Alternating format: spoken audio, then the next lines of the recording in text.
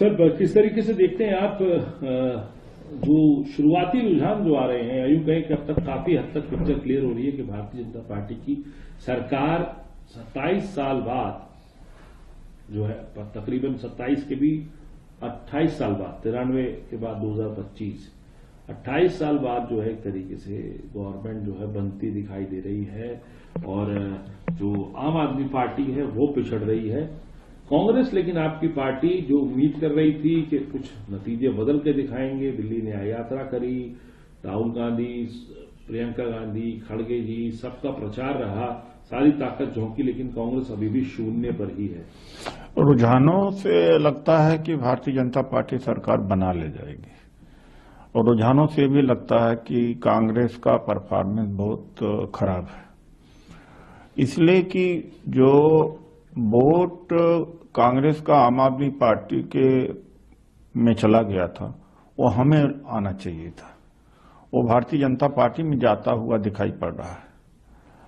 तो vote of percentage थोड़ा बहुत बढ़ भी जाए तो मैं कहूंगा तो भी हमारी हार है। हार इसलिए हमारी है कि हमारा वोट हमें मिलना चाहिए था, कांग्रेस का वोट कांग्रेस को वापस आना चाहिए था, कांग्रेस का वोट चला गया बीजेपी में, एक बात। तो हम वोट ज्यादा परसेंटेज बढ़ा नहीं पाए।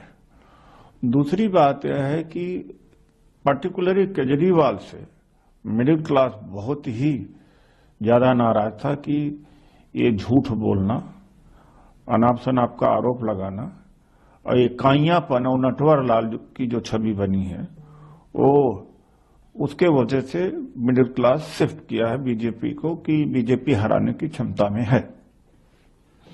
और तीसरी बात है कि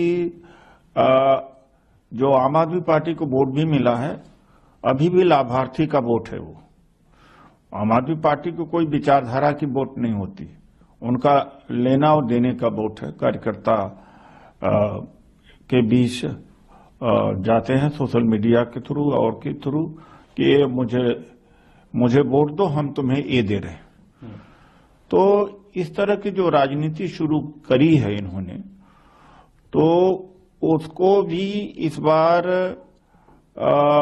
मिडिल क्लास ने, अपर मिडिल क्लास ने, बिजनेस क्लास ने, दलितों ने भी रिजेक्ट किया है।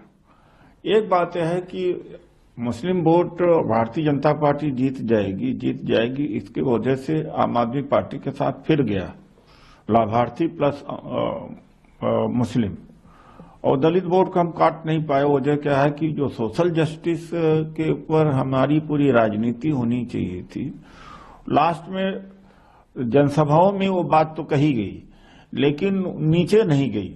राहुल जी के अलावा या खड़गे जी के अलावा कोई जाकर सोशल जस्टिस की बात ही नहीं करता था। तो हमारा जो प्रचार का तरीका था वो 15 साल 20 साल पुराना ही था और मुद्दे भी उसी तरीके से था कि सड़कें टूटी हुई हैं, नाली खड़ंजे की बात किया, भ्रष्टाचार की बात किया। हम सोशल जस्टिस पर लोगों को शिफ्ट करा नहीं पाए, अगर करा देते तो रिजल्ट बहुत फर्क पड़ता, क्योंकि लोकसभा में जिस आधार पर हम चुनाव लड़े हैं, सोशल जस्टिस पर चुनाव लड़े, संविधान पर चुनाव लड़े, लोकतंत्र पर लड़े, हमें बहुत अच्छा मिला। इस बार न लोकतंत्र बचाने का, न संविधान बचाने का और न ही सामाजिक न्याय पर चुनाव लड़ा गया। अब फ्री बी का मुकाबला एम्पावरमेंट से ही हो सकता, सोशल जस्टिस से हो सकता, हिस्सेदारी और भागीदारी से हो गया। उसी लाइन को कांग्रेस को पकड़ना पड़ेगा आगे अगर इसको बढ़ना पड़े, और हमारे नेता राहुल गांधी जी उसी लाइन पर ले जाना चाहते हैं। लेकिन पार्टी के अंदर जो प्रचारक हैं, जो मिडिल लेवल पर हैं, हायर लेवल पर हैं, ग्राउंड लेवल पर हैं, उनकी ट्रेनिंग की जरूरत है। उन्हें बताना पड़ेगा कि किस वर्गों के पास जाना चाहिए। खासतौर से दलित एम्पावरमेंट कांग्रेस ने किया, तो इस बात को हमें दलित बस्तियों में जाना चाहिए, वो नहीं कि जो बाहर से आए हुए, जो यहाँ के लोकल दलित हैं, वो सेटल्ड हैं, वो पूरे चुनाव को प्रभावित कर देंगे, कांग्रेस को खड़ा कर सकते थे। उनके बीच भी जाना चाहिए था कि आज तक जो भी दिया या एम्पावरमेंट या हिस्सेदारी हुई सब कांग्रेस की वजह से।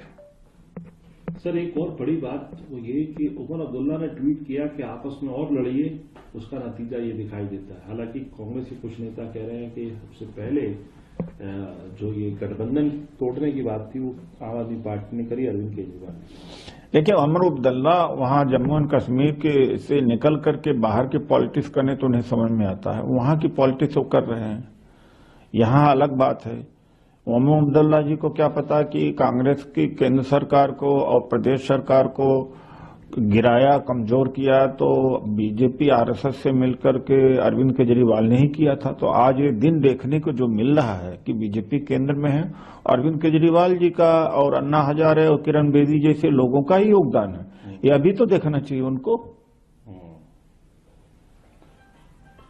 तो सर अब कैसे देखते हैं आगे, अब की राह कांग्रेस की आगे कैसे रहेगी? अरविंद केजरीवाल भी कहीं ना कहीं अपनी सीट पे पिछड़ते दिखाई दे रहे हैं, कुछ ज्यादा मार्जिन नहीं है।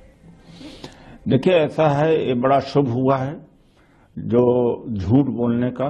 दिल्ली वालों के लिए तो अच्छा हुआ है, इसलिए अच्छा हुआ दिल्ली वालों के लिए कि रोज मतलब कोई टकराव, झगड़ा और बहानेबाजी, गंदा पानी इतना आ रहा है, सड़कें टूटी हुई हैं, प्रदूषण बहुत ही बढ़ गया है और नालियां बदबू दे रही हैं, सफाई कहीं है नहीं, डेवलपमेंट है नहीं।